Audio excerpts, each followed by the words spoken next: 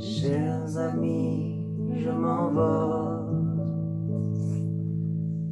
comme un oiseau.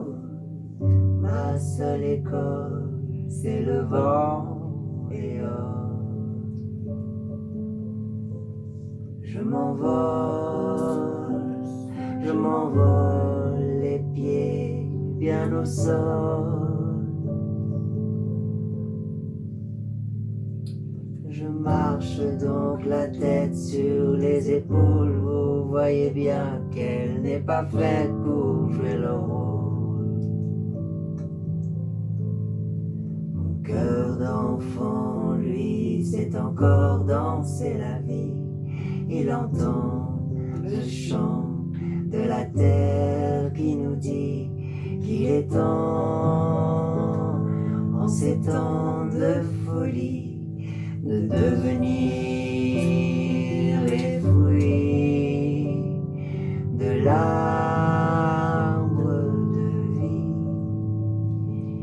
Et s'il tombe, il n'aurait eu que la mémoire d'un paradis. Alors j'enlève les masques de cette tragédie et souris à la vie, car les fruits que nous sommes maintenant sont l'espoir que l'humain lève le voile sur le mystère de l'instant.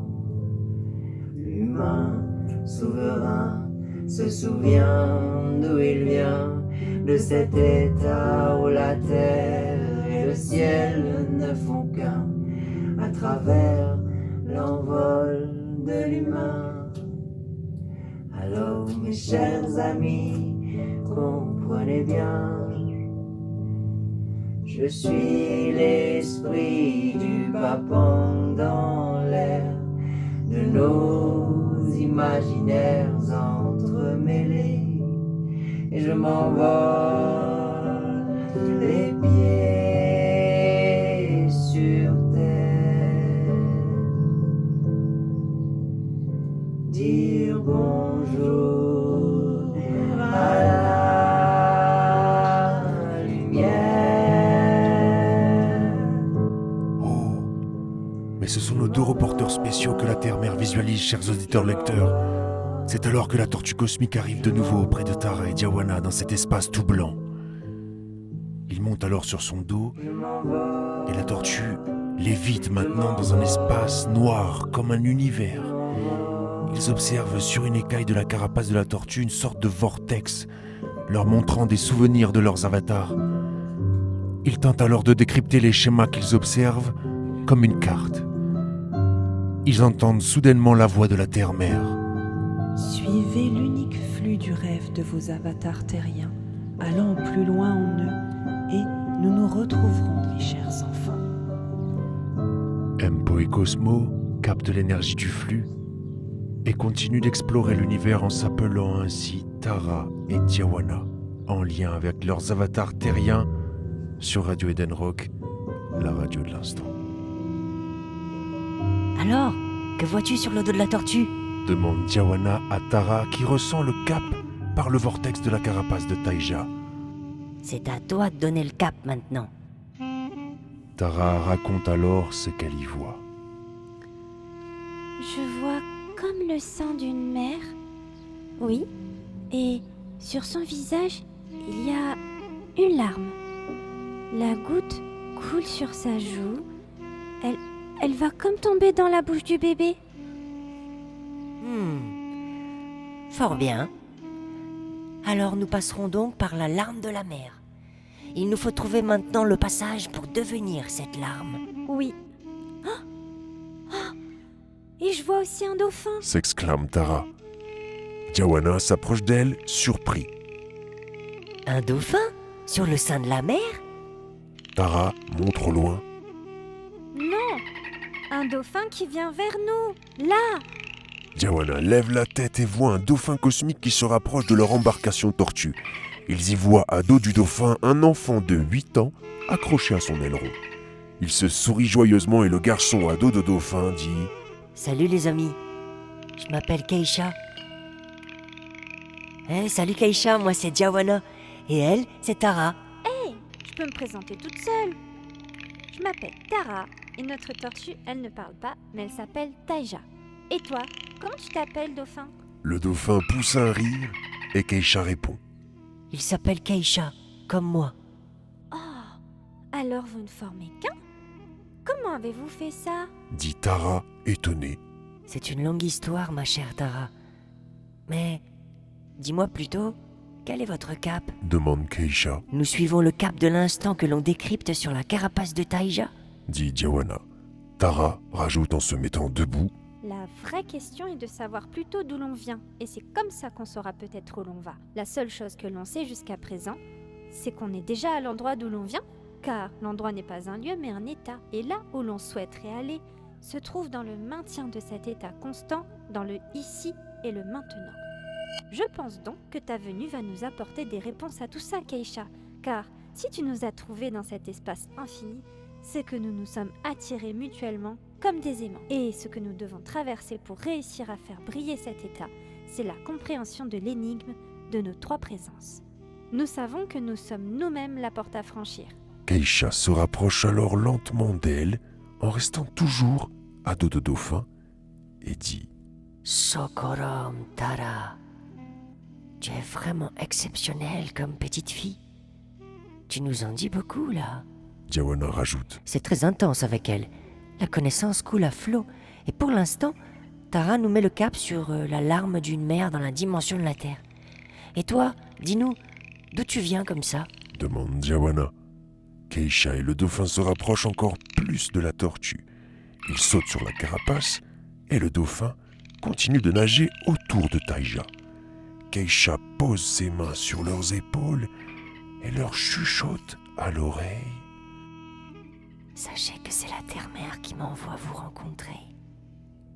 Elle pleure parce qu'elle pense à cette dimension où l'espace et le temps se créent par la pensée simple et naturelle de l'humain. Mais la conscience de l'humain a été réduite à celle du terrien. Et une matrice de sécurité tient encore le terrien en état de veille encore quelque temps pour que nous puissions trouver cette passerelle immatérielle à travers les confins de l'univers. Pourquoi tu chuchotes? Il n'y a personne d'autre que nous ici. Keisha poursuit en chuchotant. Parce que c'est dans cette intimité que nous pouvons mieux faire connaissance de façon efficace. Vous êtes allés plus loin que l'expansion de la mémoire de l'univers. Et ensemble, nous allons prélever l'élixir de la vie au-delà du voile de l'illusion. La mère m'envoie vous dire qu'elle aimerait jouir de nouveau de la vibration fondamentale de la source que nous incarnons à présent à travers notre Trinité. Comment allons-nous faire? Vous savez comme moi que nous ne pouvons faire demi-tour, l'expansion de l'univers est infinie. Dit Diawana. Tara lève lentement les mains et les pose sur ses yeux comme des lunettes d'avion de chasse. Elle s'exclame. Allons de l'avant. Créons notre propre univers avec la mémoire de l'ancienne matrice comme une structure de base que nous allons transcender. Keisha s'exclame alors. Oh oui, et le dauphin cosmique est là pour nous transmettre la mémoire de cette matrice à travers la mémoire de l'océan qu'il transporte en lui. Lorsque nous serons prêts, il soufflera par son évent cette mémoire et nous pourrons à ce moment incarner la larme de la mer et créer de nouveau une dimension à notre image. Grâce à cette larme, les chocs de la nouvelle dimension seront maîtrisés. Tara se rapproche de lui et regarde avec insistance les yeux de Keisha. Waouh, je vois dans ton œil l'univers dont tu parles. C'est magnifique. Regarde ça, Diawana. Diawana se rapproche du visage de Keisha et observe aussi. Oh waouh, c'est vrai, c'est magnifique. C'est comme un univers vivant. Mais que voyez-vous donc? Dit Keisha. Diawana poursuit alors. Eh bien, c'est comme s'il y a un océan dans le bas de tes yeux, avec au centre, dans ta pupille, comme un tor qui irradie comme un soleil. Oh, je viens de voir un dauphin sortir de l'eau. Ah ouais, c'est un truc de ouf. J'aimerais bien voir ça. dit Keisha. Attends, tu vas voir. Tara pose alors sa main sur le cœur de Keisha. Ils entendent le son Home qui surgit de celui-ci. Le dauphin cosmique se positionne aussitôt au-dessus de Taija la tortue. Il siffle comme un rire et souffle en même temps par son évent. De cette pluie fine apparaît une île flottante avec plusieurs plateaux au centre menant vers plusieurs dimensions. Nous y voyons sur l'un des plateaux un oasis, comme un passage reliant ces dimensions. Tara, Diawana et Keisha, en plein cœur de ce spectacle, observent avec émerveillement la naissance de ce monde, là, au-dessus de leur tête. Le dauphin vient mettre son bec juste au-dessus de leurs yeux remplis de larmes de joie. Il se forme alors, sous le bec du dauphin cosmique, une grosse goutte d'eau où se forme à l'intérieur un bébé cosmique. Ce bébé sourit et commence à bouger ses mains. De ses mains apparaissent un tor. Keisha dit alors de sa voix émue. Voici donc l'élixir de la vie. Nous pouvons enfin y entrer à présent. Sachons qu'en y entrant, nous allons nous dissoudre en lui et nous retrouver chacun dans ce nouvel univers vierge. Mais en passant, nous pouvons nous oublier et c'est pour ça que je dois y aller en premier, pour garder intacte notre connexion. On nous dit que comme ça, nous serons toujours right on time. Mais comment allons-nous faire pour nous retrouver si tu pars sans nous? Lui demande Tara. Nous allons nous rejoindre, mais pas par la même polarité. Lorsque je vais pénétrer ce monde nouveau, vous recevrez aussitôt un écho dans votre réalité. Tout dépendra de ma traversée, mais en principe, comme je vous ai retrouvé, vous devriez me retrouver avec l'énergie du cœur. Diawana place alors ses 10 doigts sur son cœur et les ouvre vers le système vierge. Alors nous continuerons de jouer à nos jeux d'enfants et nous nous retrouverons comme sur une île que nous allons cartographier avec nos expériences à chaque fois qu'une trinité de corps se présentera. Nous appellerons cet espace Ilanta pour signifier l'île en nous. Cet espace sera accessible à toute époque et toute dimension. À nous de les cultiver avec notre imaginaire. Keisha rajoute alors. Diawana dit juste, ça sera notre ancrage dans l'expérience de ce nouveau système solaire. Vive la nouvelle planète Ilanta! Même dans la dimension de la Terre, nous pourrons accéder aux informations de la dimension d'Ilanta. C'est comme ça que se créera la passerelle pour que la Terre-Mère puisse retrouver les principes cosmiques d'autrefois. Tara se lève comme pour y aller. Alors les garçons, cessons donc nos bavardages et allons-y. Non, Tara, c'est moi qui dois y aller en premier. C'est le plan. Dit Keisha. Hé, le plan de qui? Le plan de toi? Moi je veux aller avec toi. Bah, en fait, c'est le plan de Unu et je pense qu'on devrait s'y tenir si on veut mettre toutes les chances de notre côté. Qui est Unu? Demande Diawana. Unu est un grand Eldorado qui nous a menés jusqu'ici. Mais dans le voyage, vous l'avez oublié. Je sais certaines choses visiblement que vous ne savez plus. Tara et moi connaissons Maître Toussaint. C'est avec lui que nous jouons dans la dimension de l'arbre. Peut-être le connais-tu, toi?